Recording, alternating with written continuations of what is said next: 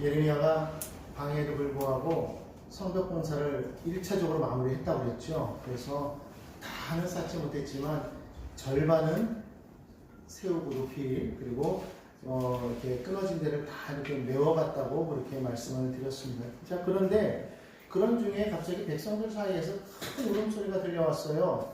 그것이 무엇이었냐면 가난한 백성들이 있었다라는 것입니다.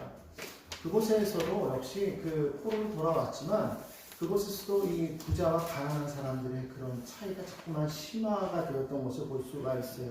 어느 정도였냐면요, 먹고 살기 위해서, 여기 2절에 그렇게 말하죠. 어떤 사람은 5장 2절입니다. 말하기를 우리 자녀가 많으니 양식을 얻어먹고 살아야겠다 하고, 그러면서 어떻게 했다고 그래요?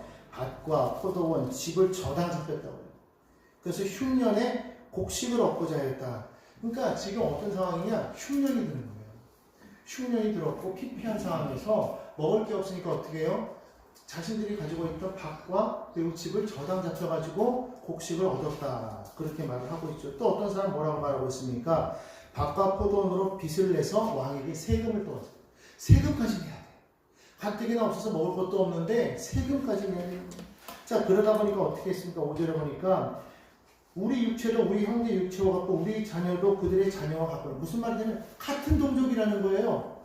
너도 유대인이고 나도 유대인이고 서로 같은 민족인데 지금 어떤 상황이 있다라는 거예요? 우리는 우리의 자녀를 먹기 위해서 종으로 지금 팔아야 하는 그런 입장이 되었다는 거예요.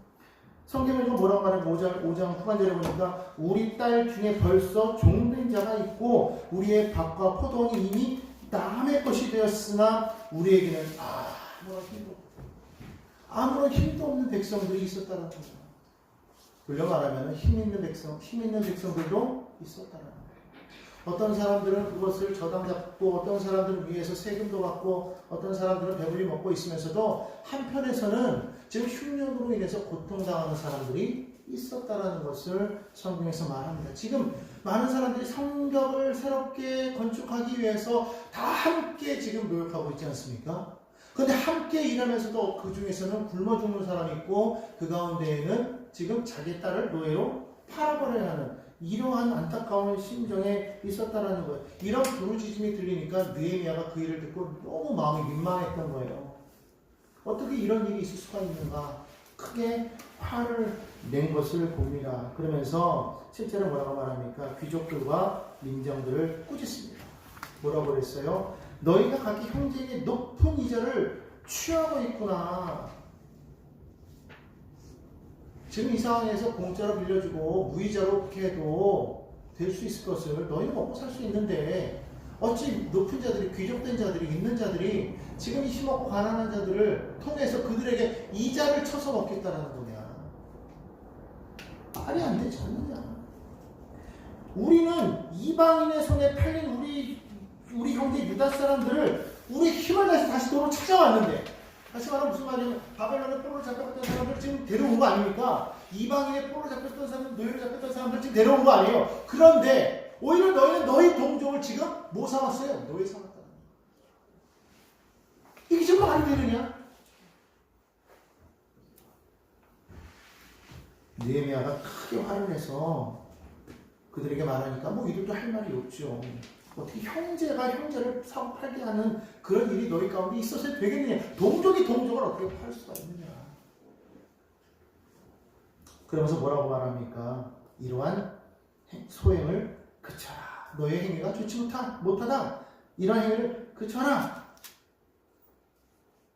우리가 하나님을 경외하는 가운데 행해야 될 거 아닙니까? 다시 말하면 너희가 하는 그 행위 자체가 하나님을 정말 경외하는 그런 모습이냐?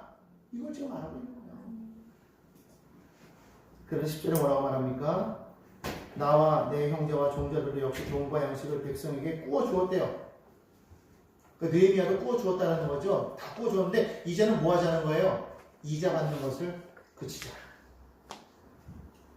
오늘이라도 그들의 밭과 포도원과 감람원과 집이며 너희가 구워준 돈이나 양식이나 새꽃이나 기름의 100분의 1을 돌려보내라. 오히려 이자 받기를 그칠 뿐만 아니라 받았던 것에서 100분의 1을 어떻게 해라? 그들에게 돌려주어라. 다시 말하면 살 수 있도록 회생 작업을 일으켜라. 가진 자들이 해야 될 일이라 그렇게 말하고 있는 거예요. 근데 이 일이 가졌기 때문이 아니라는 거예요. 앞에서 우리가 말했던 거 뭡니까? 9절에 마지막에 뭐라고 그랬어요?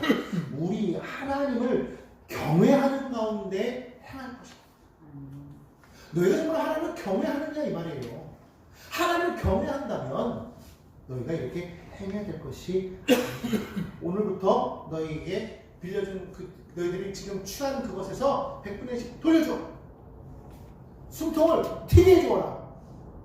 그랬더니 어떻게 하겠다고 우리 12절에 보니까 돌려보내겠다고 말씀하는 거예요. 그리고 13절에 보니까 그대로 행하였다고 그렇게 말을 하고 있어요. 그렇지 않으면 어떻게 하겠다? 너희 손에서 하나님께서 다 털어버리시겠다. 야, 이거 무서운 말이에요. 우리가 우리 은행에 또 금고에 아무리 보화가 쌓여 있어도 하나님이 털어버리시면 털린다. 이게 정말 이거 우리가 무서워해야 될 말이에요.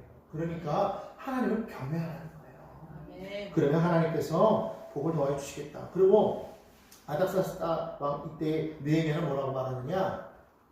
느헤미야 워낙에 재산이 많지 않습니까? 총독으로서 얼마나 돈이 많겠어요. 저기 보니까 여기 뭐라고 나와 있습니까? 10절에 보니까 매일 나를 위하여 소 한 마리와 살찐 양 6마리를 준비하고 닭도 많이 준비하고 열흘에 한 번씩은 각종 포도주를 갖추었다. 매일같이 이 느헤미야를 위해서 베푸는 양식이 이랬다라는 거예요. 그게 뭐 얼마나 풍족했겠어요. 어떤 사람들은 먹을 게 없어가지고 딸을 파는데 지금 총독이 보니까 너무 지금 부끄러운 거죠. 그 뭐라고 말하냐? 내가 당분간 녹을 받지 않겠다. 왜? 느헤미야는 녹을 받지 않아도 살 수 있어요. 넉넉하단 말이에요. 근데 하나 이거는 뭐냐면 녹을 받고 안 받고 문제가 아니라 이것은 내가 이렇게 하니 너희도 그렇게 하라는 거예요. 그러면서 어떻게 합니까?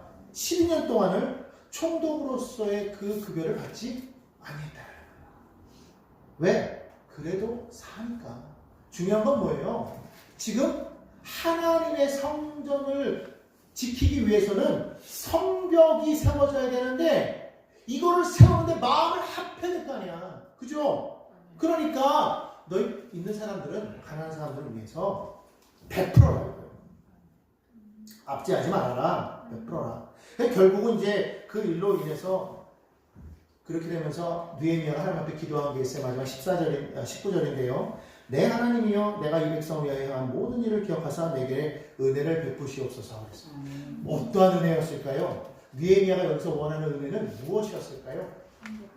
성벽을 온전히 건축할 수 있는 느헤미야가 그거 아니면 여기 올 이유가 없어요. 바벨론에서 얼마든지도 행복하게 편안하게 살 수 있는데 굳이 여기 와가지고 살려는 이유가 없다라는 것이죠. 결국 느헤미야의 생각은요 하나에 꽂혀 있었어요. 뭐예요? 하나님의 성전이 허물어지지 않도록 하기 위해서 성벽이 제대로 서야 된다.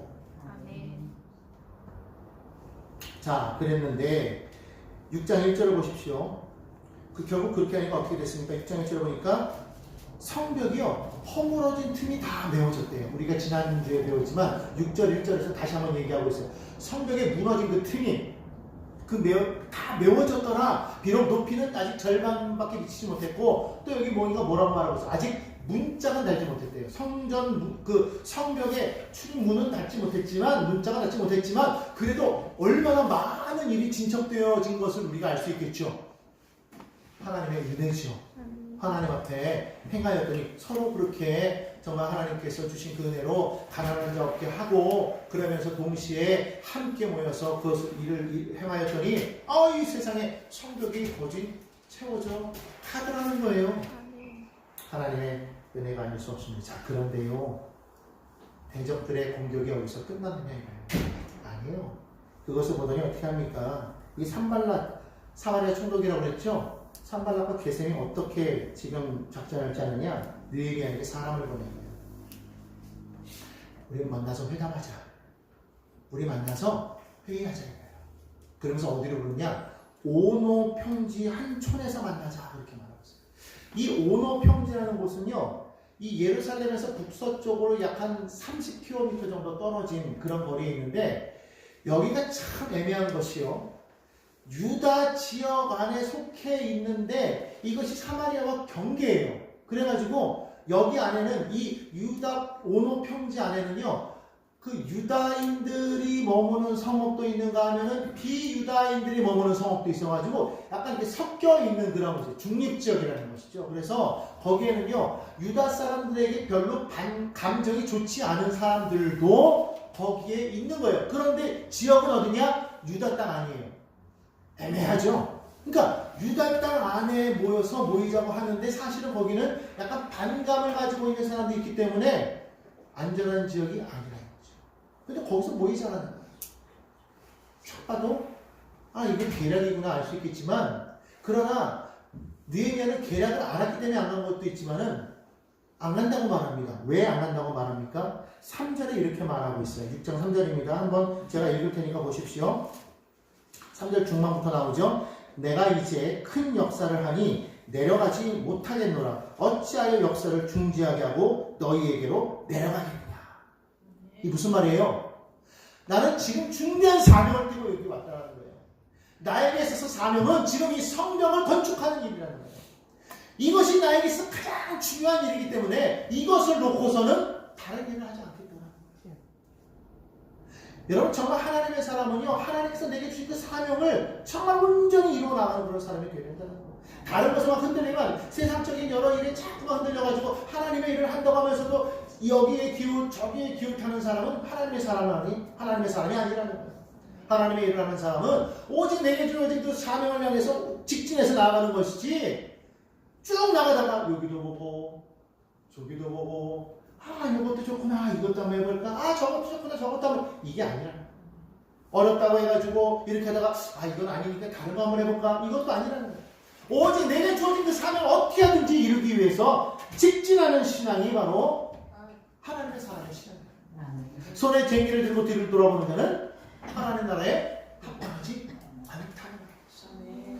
하나님의 사람의 믿음은요, 직진이에요. 그냥 가다가 멈추라면 멈추는 거고, 가라 그러면 가는 거예요. 그걸 우리가 깨달아야 되는 거예요.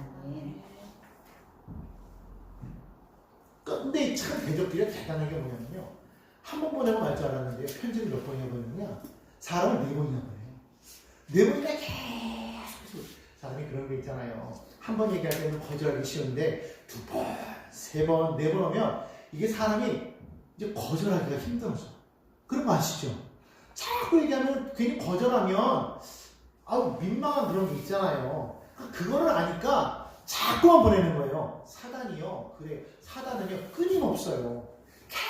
계속해서 우리를 걸고 넘어지면 또 말아. 근데 느헤미야는요, 심지가 부었단 말이에요. 그렇게 해도 어떻게 했더라?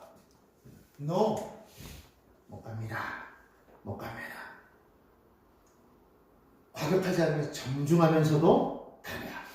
못 갑니다. 왜? 내게 맡겨진 일이 너무 중요하니 이걸 놓고 내가 어떻게 갈 수가 있겠습니까? 죄송합니다. 미안합니다. 그럼 못 가겠습니다. 여러분, 4번이나 그랬다는 건요, 그 사람들이 지금 마음이 어떻다라는 거예요. 지금 조급한 거예요. 안 달라는 거예요. 왜? 6장 1절에 뭐라고 그랬어요? 이제 문만 달면 거진 다 되는 거예요. 그러니 이 사람들이 얼마나 지금 마음이 조급해지겠습니까? 그래서 마침내 5번째 편지를 보냈는데, 이번에는요, 이 산발랏이 계략을 쓰는 거예요. 어떻게 쓰느냐? 보통 그 당시에는 편지를 보낼 때 항상 이렇게 밀봉을 해서 보냅니다. 여러분 아마 영화를 보면 아시겠지만 이렇게 녹여가지고 그걸 착 찍어가지고 이렇게 보내는 거 아시죠? 이거 띄었다는 건 모두가 봤다는 거잖아. 그러니까 그렇게 밀봉을 해서 다 보냈단 말이에요. 그런데 5번째 편지는 어떻게 했느냐? 안 보냈어요. 그냥 열어서, 오늘 성경 보니까 그냥 개방해서 보냈다고 말합니다. 5절에 보니까 말합니다. 산발랏이 5번째는 그 종자의 손에 봉하지 않는 편지를 들려 보냈대요. 왜 그랬을까요? 착하면 나오죠. 열려있으니까 가다가 이거를 볼 거 아니에요. 여러분, 그렇잖아요. 궁금하잖아. 근데 봉하지 않았어. 그럼 한번 볼 수 있잖아요. 그죠? 봤는데 거기에 뭐라고 써 있어요? 6절에 보니까 이렇게 써 있대요.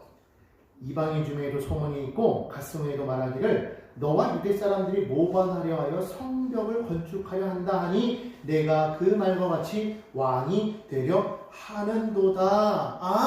너가 지금 성벽을 건축하는 그 진짜 목적은 페르시아 왕에게 반역하려는 것이야. 그리고 네가 스스로 왕이 되려고 하는 것이야. 사람들이 보고 깜짝 놀라겠죠. 그리고 이걸 퍼뜨릴 거 아니에요. 그걸 봤는데 가만히 있으면 마음이 얼마나 답답하겠어요. 임금이는 당나귀인데, 그죠? 터지는 거지. 그러니까 누가 이렇게 말하니까 이 소문이 퍼지게끔 하려고 일부러 이렇게 했다라는 거예요. 얼마나 교묘한 계략인지 몰라. 사람들로 하여금 그렇게 알게끔 하겠다라는 거예요. 여기서 말하는 갓스문은 이 사람 이름이 아니고요, 지역명입니다. 그러니까 후대에 이제 그 이름을 게셈이라고 표현하는 거예요. 게셈이 가수모예요. 그러니까 그 지역 사람들도 그렇게 알고 있더라라고 그렇게 말을 하는 겁니다. 아무튼 지금 이 산발랏이 뭘 노렸느냐? 느헤미야가 지금 반역을 꾀하려고 해서 왕이 되려고 한다는 것을 많은 사람들이 지금 아는 거잖아요. 그걸 알았을 때 마음이 어떻겠어요? 두렵겠죠. 그러니까 이 지금 산발랏이 뭐라고 그러는 거예요? 내가 이 얘기를 퍼뜨리지 않으니까 내가 수습할 테니까 너 어서 빨리 나한테로 와서 이 언어평지로 와서 나랑 회담하자 이거예요. 정말 대단하지 않습니까? 사람들이 두려우면요 회담에 나아갈 수밖에 없겠죠. 7절에 말합니다. 또 내가 선지자를 세워 예루살렘에서 너를 들어 선전하기를 유다의 왕이 있다 하였으니 지금 이 말이 왕에게 들릴지라. 그런즉 너는 오라, 이제 오라, 함께 의논하자. 내가 막아주겠다는 거예요. 사실 이거는 그런 일이 소문이 돌지 않았는데 지금 누가 만든 거예요? 산발랏이 지금 그렇게 만들었죠. 그리고 소문이 퍼지게끔 일부러 봉투를 열어놨어요. 자, 그런데 느헤미야가 어떻게 합니까? 안 가는 거예요. 사실 여러분 그 당시에는요 말라기 선지자가 활동하던 때입니다. 이 말라기 선지자가 나타나서 예언을 했는데 어떠한 예언이 있느냐? 말라기 3장 1절로 2절에 보면은 이런 말씀이 있어요. 한번 찾아보실 분은 찾아보시기 바랍니다. 저는 제가 한번 읽을 테니까 찾아서 들으실 분은 들으시기 바랍니다. 말라기 3장 1절로 2절입니다. 만군의 야훼가 이르노라. 보라, 내가 내 사자를 보내리니 그가 내 앞에서 길을 준비할 것이요 또 너희가 구하는 바 주가 갑자기 그의 성전에 임하시리니 곧 너희가 사모하는 바 언약의 사자가 임할 것이라. 그가 임하시는 날을 누가 능히 당하며 그가 나타나실 때에 누가 능히 서리요. 그는 금을 연단하는 자의 불과 표백하는 자의 잿물과 같을 것이라. 하나님께서 지금 언약의 사자를 보내겠다는 거예요. 착 들으면 이 언약의 사자가 누구겠어요? 메시아 그리스도. 그러니까 유대인들은 지금까지 이사야 선지자의 그 말을 듣고 메시아를 지금 기다리고 있단 말이에요. 다시 다윗의 왕국을, 다윗의 자손이 와서 다윗 시대의 그 영화를 다시금 회복시킬 것을 기대하고 있었단 말이에요. 그런데 이때 마침 바벨론에서 사람들이 포로로 돌아올 그쯤에 말라기 선지자가 나타나서 뭐를 얘기했다는 거예요? 언약의 사자를 보내겠다고 하나님 말씀하셨대요. 그러니까 백성들의 마음 가운데 지금 어떠한 생각이 지금 들어올리겠어요? 야, 언약의 사자가 나타나겠구나, 메시아가 오겠구나, 왕이 세워지겠구나, 그런 마음이 들지 않겠어요? 바로 이런 것을 지금 사마리아 총독이었던 산발랏이 노린 거예요.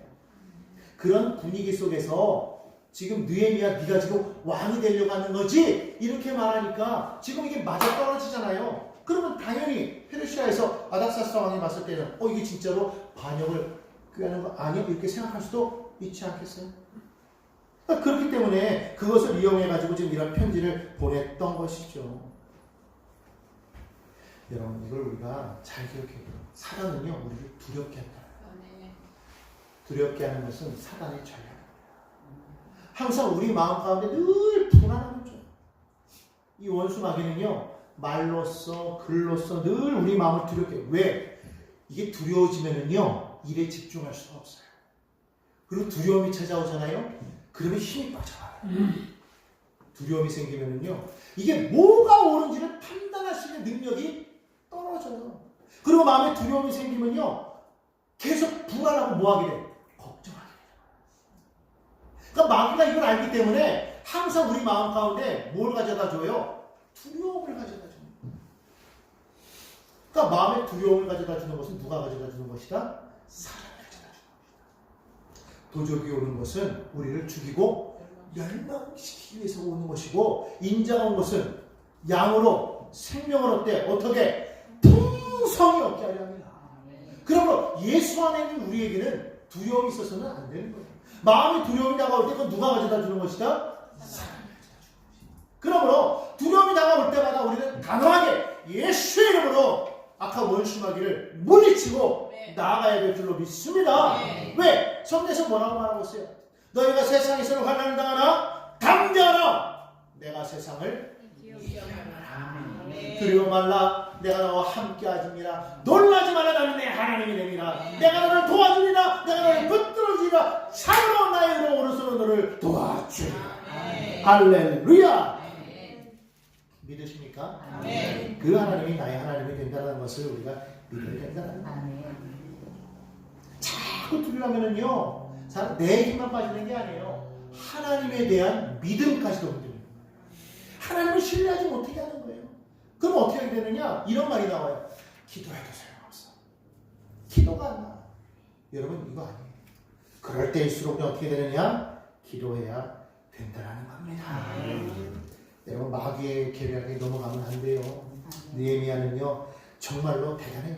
이 산발랏의 그 흉계를 정확하게 간파하고는요, 사람을 보내서 한마디로 일축해버립니다. 8절부터 9절 상반절까지 한번 보겠습니다.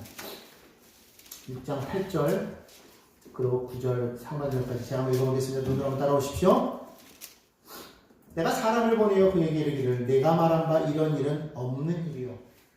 이거 없는 일이야. 내가 없는 일이니까 당당하니까 내 마음에서 지어낸 것이라 했나니 이는 그들이 다 우리를 두렵게 하고자 하여 말하기를 뭐하게 하고자 하여? 두렵게 하고자 하여 말하기를 그의 손이 피곤하여 역사를 중지하고 이루지 못한다.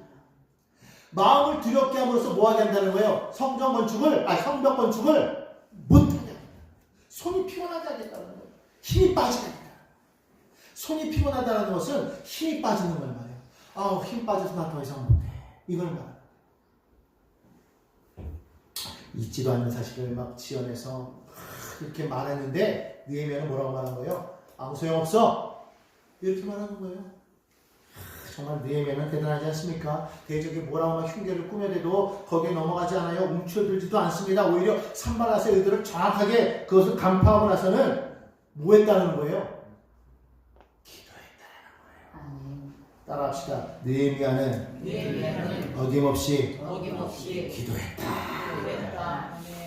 여러분, 느헤미야의 기도가요 9절 하반절에 짧게 나와요.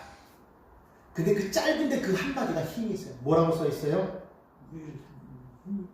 뭐라고 써 있어요? 크게 우리 장로님이 크게 말씀하셨는데 한번 다 같이 한번 크게 시작. 내 손을 힘있게 하옵소서. 그렇죠.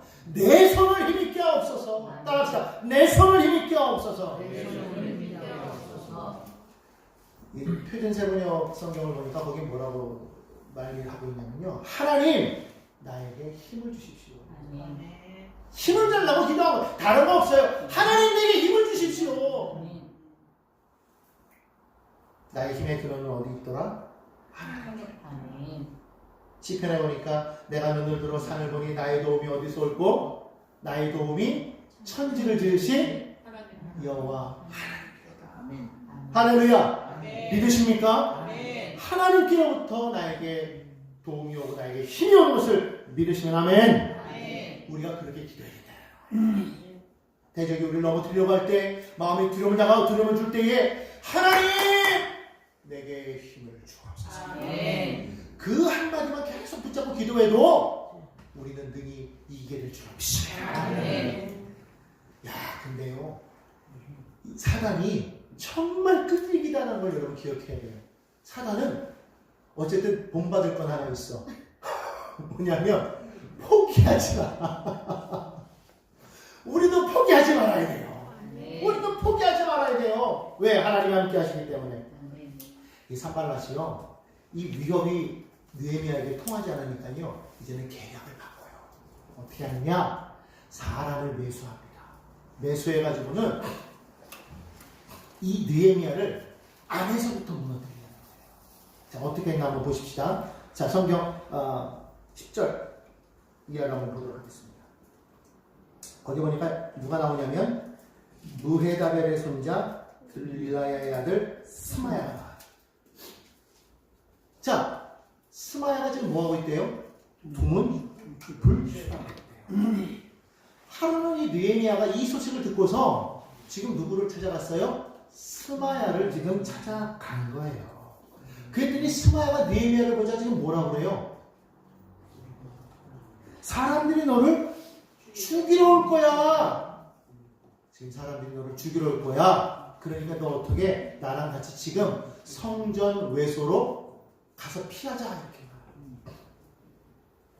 여기는 지금 이렇게 나오죠. 우리가 하나님의 전으로 가서 외소 안에 머물고 그 문을 닫자. 저들이 반드시 밤에 와서 너를 죽이리라 하고. 성전의 외소는 어디냐면요, 여러분 그 성막 안에 보면 성소가 있어요. 성소는요 외소와 내소로 나뉘는데 외소가 성소고요, 내소는 지성소예요. 지성소든 그러니까 성소든 지성소든 여기는요 누구만 들어갈 수 있더라? 제사장만 들어갈 수 있더라. 제사장만 들어갈 수 있더라. 근데 지금 이 말을 했다라는 거는 이 스마야의 직분이 뭘 거라고 짐작이 돼요? 제사장이겠구나. 아, 이 사람은 제사장이겠구나. 그런 얘기를 했단 말이에요. 근데 지금 느헤미야에게 제사장인 이 사람이 지금 뭐 한 거예요? 예언의 말을 한 거예요. 사람들이 지금 너를 죽이려고 공모하고 있는데 반드시 오늘 밤에 와서 너를 죽일 거니까 너 지금 나랑 당장 지금 성전 안에 들어가서 외소에 들어가서 문 닫고 거기서 기다리자 이러고.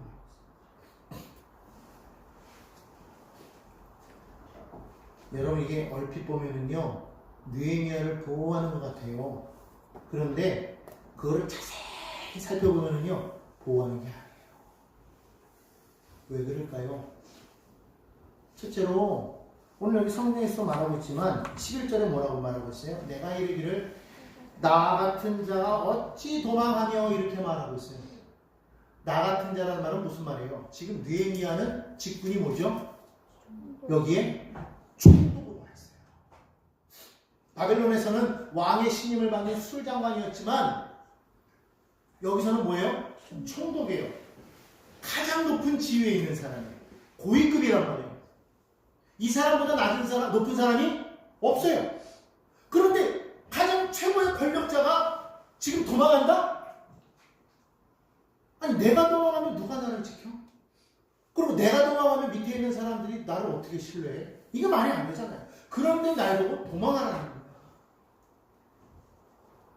첫째로 이거는 할 수 없다라는 거예요. 아니, 내가 도망가면 백성들이 어떻게 날 믿고 따라오겠어? 못 가. 두 번째입니다.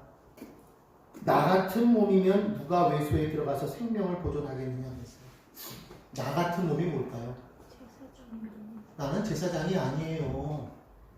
나는 제사장이 아니에요. 근데 내가 어떻게 외소에 들어가요? 내가 어떻게 외소에 들어가서 나의 생명을 보존해요? 내가 거기 들어가면 어떻게 되겠다라는 건 하나님이 나를 찢을 것입니다. 나 같은 사람이 내가 어떻게 내가 제사장관이 내가 어떻게 거기 들어갑니까? 할 수 없어요. 거기에서 지금 느헤미야가 눈치챈 거예요. 뭐를? 이 사람이 지금 제사장으로서 말도 안 되는 얘기를 지금 하고 있구나. 말이 안 되는 거잖아요. 어떻게? 아니 제사장도 아닌 느헤미야 보고 같이 성도부터 외소에 들어가서 숨자? 아, 이건 잘못된 거구나. 깨달았다. 여러분 우리가 그렇기 때문에 정말 하나님 앞에 우리가 정말 기도할 때 하나님이여 영적인 분별력을 더하여 주옵소서. 영적인 분별력을 더하여 주옵소서. 우리가 말씀을 많이 읽고 기도해야 되는 이유가 뭐예요? 분별력을 갖기 위해서. 그러면서 기도하는 후에 성령이여 내게 오셔서 정말 분별력을 더하여 주옵소서. 깨닫는 영을 더하여 주옵소서. 정말 온전히 하나님의 뜻을 분명히 알고 그 말씀대로 순종하며 나아가는 제가 되게 하여 주옵소서. 우리가 기도해야 될 줄로 믿습니다. 느헤미야는 그거를 알았다는 거예요. 그래서 12절은 뭐라고 말합니까? 깨달은 즉 깨달았다. 그는 하나님께서 보내신 바가 아니다. 하나님께서 보낸 게 아니에요. 누가 보낸 거예요? 그 뒤에 뭐라고 하냐? 도비야와 산발랏에게 뇌물을 받고 내게 이런 예언을 함이라. 뇌물을 받고 거짓 예언을 했다. 야, 정말 이 사단이요, 제사장까지 돈 주고 매수해가지고요, 하나님의 일을 하는 거를요 지금 막으려고 했다는 거예요. 얼마나 무서운 일인지를 우리가 알아야 될 줄로 믿습니다. 왜 이렇게 했다고요? 하나님께서 행하는 그 일을 중단하게 하게끔 하기 위해서. 느헤미야는요 정말 이 일을 하면서 얼마나 주변에 많은 적이 있는 것을 깨달았는데, 성경을 보니까요 이 사람만 있는 게 아니었어요. 14절에 보니까요 뭐라고 말하고 있어요? 거기에 도비야, 산발랏, 여선지 노아디아, 그 남은 선지자들, 그들이 다 어떻게 했대요? 느헤미야를 두렵게 하고자 했대요. 그러니까 지금 이 사람은 어떤 사람이냐? 산발랏과 이 나머지 사람들은 다 이방 사람들이잖아요. 사마리아 사람들, 아람 사람들, 다 다른 사람들이지만 지금 스마야를 비롯한 나머지 여선지자, 남은 선지자들 다 뭐예요? 이란 사람들이에요. 안에 뭐가 있어요? 안에 내부에 지금 괴롭히는 배신자가 있어요. 적이 생겼다. 외부에 적만 있는 게 아니라 내부에도 적이 있어요. 이걸 누가 만들었느냐? 산발랏이요. 뇌물을 줘가지고 그렇게 만들어내라는 거예요. 얼마나 화가 나고 분개했겠습니까? 그럼에도 불구하고 느헤미야는요 여기에 흔들리지 않았어요. 오직 그는 하나님께 모든 것을 맡겨버린 거예요. 그래서 마지막에 뭐라고 말하고 있어요? 14절 마지막에 이들이 한 소행을 기억하옵소서. 내 하나님이요 이들이 한 소행을 기억하옵소서. 아버지께 맡기겠나이다요. 하나님, 저들이 저렇게 내게 행하였는데 하나님께 모든 걸 맡기겠습니다. 하나님이 책임져 주세요. 거기에 흔들리지 않아요. 믿음의 사람은요 어떠한 것이 다가와서 흔들릴 때에 흔들리지 않습니다. 그리고 뭐합니까? 하나님을 바라고 하나님께 맡기는 거예요. 하나님이 해결하여 주옵소서.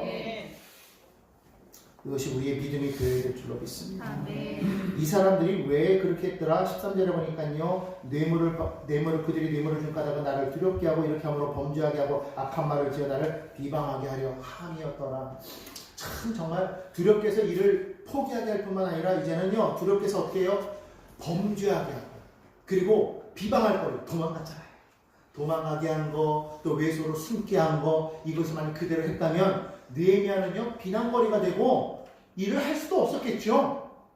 근데 그거를 하나님께서 막아 주셨다는 것입니다. 자, 그렇게 했더니요 15절에 보십시오. 놀라운 일이 일어났습니다.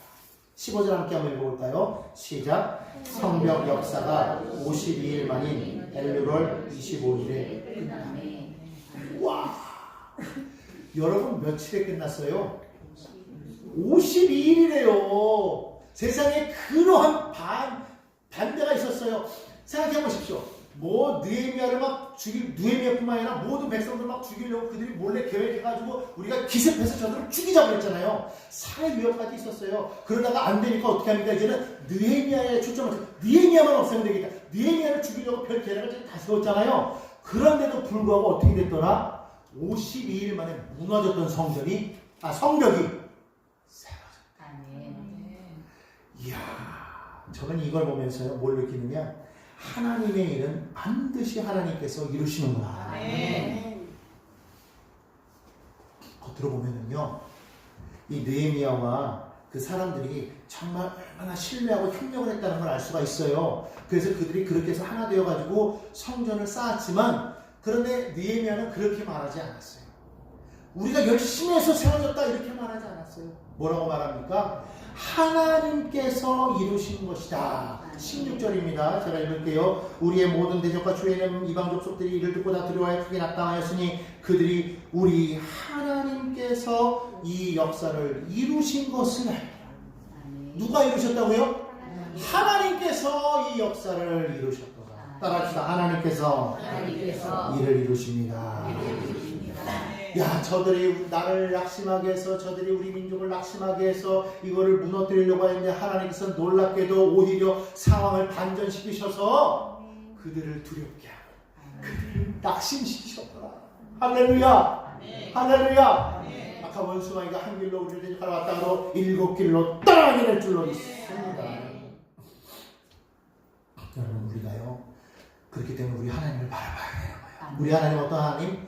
역전의 하나님. 따라합시다. 역전의 하나님. 대반전의 하나님. 할렐루야. 할렐루야. 역전의 하나님. 그랬더니 어떤 분이 역전 앞에 가가지고 하나님을 찾던데 그 역전이 아니고 전세를 뒤집어 엎는 그런 말하는 것이죠. 자, 여러분, 성경을 자세히 보면은요, 참 대단해요. 17절과 18절, 19절을 보면은요, 당시 대적들이 어땠는가를 보여주고 있어요. 자, 읽을게요. 또한 그때에 유다의 귀족들이 여러 번 도비아에게 편지하였고 도비아의 편지도 그들에게 이르렀으니 도비아는 아라의 아들 스가냐의 사위가 되었고 도비아의 아들 여호야난도 베레가의 아들 무술람의 딸을 아내로 맞이하였으므로 유다에서 그와 동맹한 자가 많으니라. 그들이 도비아의 선행을 내 앞에 말하고 또 그 내 말도 그들에게 전하매 도비아가 내게 편지할 날을 두렵게 하고자 하였느니라. 여러분, 이게 무슨 말이냐면요, 당시 대적들이요, 유대 안에 많은 귀족들과 혼인관계를 통해서 동맹을 맺고 있었다는 거예요. 그러면서 막 서로 간에 서로 막 편지를 막 전하는 거예요. 그러면서 느헤미야가 지금 행하는 모든 일들을 다 하나하나 세세하게 지금 산발람과 도비아에게 보냈다는 거예요. 그리고 도비아를 통해서 도비아와 산발람이 행하는 그 모든 일들을 이 귀족들이 뭐라고 말했느냐? 아, 그 사람들은 착한 사람이에요. 그 사람들 선한 사람이에요. 이렇게 말하게 하는 거예요. 얼마나 무섭습니까? 느헤미야 혼자 있었다는 거예요. 얼마나 많은 압박이 있었겠어요. 그럼에도 불구하고 52일 만에 성전이 완공되었더라. 이건 여러분 기적인 거예요. 하나님의 일은요, 어떤 상황에서도 반드시 이루어집니다. 그걸 믿고 순종하며 나아가는 자를 통해서 반드시 역사할 줄로 믿습니다. 자, 그런데 이 중요한 거라 잠깐 하고 마칠게요. 스룹바벨 성, 우리 에스라서를 통해서 분명히 스룹바벨 성전을 건축할 때도 방해가 있었고, 지금 이 느헤미야를 통해서 성전을 건축할 때도 방해가 있는데, 여러분이 생각할 때 에스라서에 나타난 스룹바벨 성전을 건축할 때와 지금 이 느헤미야를 통해서 성전을 건축할 때와 어느 때가 더 위태롭습니까? 어느 때가 더 공격이 많은 것 같아요? 네. 그죠? 지금 이때가 더 많은 것 같죠. 여러분, 희한하잖아요. 성전을 지을 때는 물론 방해가 있어서 오랜 기간 동안을 성전 건축이 멈췄지만 그래도 뭐 살해 위협이라든가 이런 건 없었단 말이에요. 그런데 성전을 건축하는 것은 빨리는 끝났지만 어쨌든 뭐가 있었어요? 온갖 계략과 또 온갖 술수와 그리고 살해 위협까지 있었단 말이에요. 엄청나게 핍박이 많았단 말이에요. 아니, 도대체 왜요? 성전보다 성벽이 더 중요하기 때문에? 그건 아니었을 거예요. 성전은요, 반드시 필요한 거지만, 그러나 성전만을 가지고서는 세상적으로 힘을 발휘할 수가 없어요. 무슨 말이냐? 에스라가 와서 수르바벨 성전이 세워진 걸 보았음에도 뭘 보았어요? 그 오랜 시간 동안에 수르바벨 성전 이후에 한참의 시간을 걸려서 에스라가 왔단 말이에요. 에스라가 와서 봤더니 피폐해져 있어요. 그 땅에 있는 벌써 이 포로로 온 사람들이 그 땅에 사는 이방 사람들하고 결혼하고 뭐 벌써 자녀까지 낳은 사람들이 막 그때 그랬죠. 그래서 어떻게 했습니까? 그들과 헤어지고 그들의 애들도 다 쫓아내고 막 그러라고 그랬잖아요. 개혁운동을 일으켰단 말입니다. 무슨 말이냐? 성전이 회복되어지고 유언절 예배를 예식을 드리고 예배가 회복되었어도 시간이 지나니까 어떻게 되었더라? 세상적으로 물들어가더라. 왜? 지킬 벽이 없었다는 거예요. 벽이 없었다는 거예요. 에스라 와서 개혁운동을 일으켰지만 여전히 그들의 삶은 또 세상으로 나아가더라. 느헤미야가 14년 만에 왔을 때 성벽을 세울 수밖에 없었던 이유는 성벽을 세워야만 하나님의 성전이 외부로부터 보호가 된다. 여러분, 우리 기억해야 되는 게 뭐냐면요,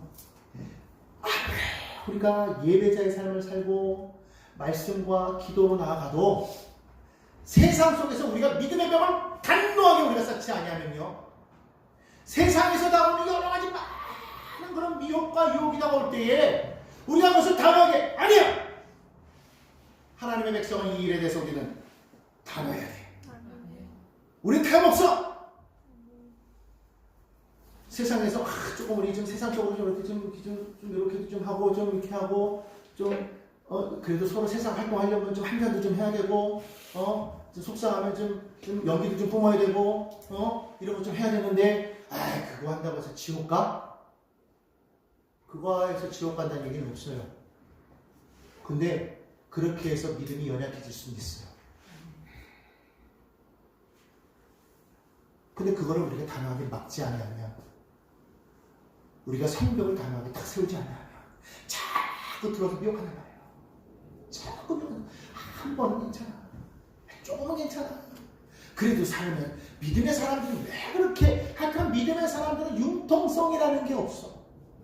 조금 좀 이렇게 좀 이렇게 해도 되잖아. 뭐 그걸 갖고 그래. 장사하는 사람이 다 한 번씩은 좀 그렇게 뻥튀기 하는 거지. 그걸 꼭 거짓말이라고 해야 되나? 그냥 그거 해도 돼. 그걸 그냥 그렇게 하다 보면 그냥 그렇게 하게 돼 있어요. 문제는 뭐예요? 구분이 안 되는 거예요. 그때. 그렇게 되면 구분이 안 되는 거예요. 노아 시대 때 왜 홍수가 났습니까? 왜 노아 시대 때 여러분 계속 말하잖아요. 노아 시대 때 왜 가인의 후손만 망한 게 아니라 왜 셋의 후손도 망했어요? 노아의 가정을 제외한 가인의 후손뿐만 아니라 셋의 후손도 다 함께 멸망한 이유가 뭐예요? 섞였기 때문에 그런 거예요. 타협했기 때문에 그런 거예요. 성경을 잘 단호해야 되는 거야. 이 정도는 해도 되는 거야. 누군가는 이런 거는 다 하는데 우리도 조금 해보면 어때? 이런다고 뭐 지옥 가나? 아니요. 우리가 알아야 될 것은요. 그게 우리의 신앙을요. 약화시켜요. 어느 순간인가 멀리 떨어져 있는 나 자신을 보게 됩니다. 그러지 말자는 거예요. 우리의 삶의 신앙은요. 전투예요. 치열합니다. 악한 원수마귀는 우리를 넘어뜨리려고요. 끊임없이 우리 주변에 와서 우리를 어떻게든 넘어뜨리려고 하는데 우리만 너무 여유가 있는 거예요. 사실 우리가 지금 현실적으로도 보면 정치 얘기 아닙니다. 북한은요 지금도 계속 무기를 개발하고 미사일 쏴대고 막 지금 그러고 있는데 뭡니까 이게 드론도 막 보내고 막 그러고 있는데 우리는 지금 그런 거 긴장하지 않고 지금 그러고 있잖아요. 정말 이러다가 아까 우리 장로님 기도하셨어요. 정말 다시는 6.25 같은 그런 일이 없게 달라고 기도하셨는데 여러분 그러지 않으리란 보장이 있냐 이거예요. 깨어있어야 됩니다. 영적으로도 마찬가지예요. 믿음으로 생활을 우리가 아무리 한다고 할지라도 예배하고 나와가지고 세상으로 동일하게 살면 그럼 우리는요 세상 속에서 교회 다니십니까? 물어봐야 할 수 있는 것이고 어떤 소리를 들으냐? 교회 다니는 사람들도 똑같아. 오히려 어떤 소리를 들어요 요즘에는요? 교회 다니는 사람들이 더해. 바울은 고린도전서 14장 40절에 말합니다. 모든 것을 품위 있게 하고 질서 있게 하라. 여러분 그리스도인으로서의 품위를 지켜나가기 바랍니다. 그리스도인으로서의 질서를 지켜나가기 바랍니다. 그러기 위해서는 철저하게 여러분이요 벽을 쌓으십시오. 그 벽을 쌓는 것은 세상과 단절을 말하는 게 아니에요. 우리의 신앙을 지키기 위한 벽을 쌓으라는 거예요. 신앙을 지켜야 된다는 거예요. 예배하면서 무너지지 말라는 거예요. 기도하면서 무너지지 말라는 거예요. 예배하고 기도했으면 그것을 쌓아서 온전히 하나님의 영광을 드러내는 그러한 백성들이 되잖아요. 그러한 우리 모두가 되기를 주님의 이름으로 간절히 부탁을 드립니다.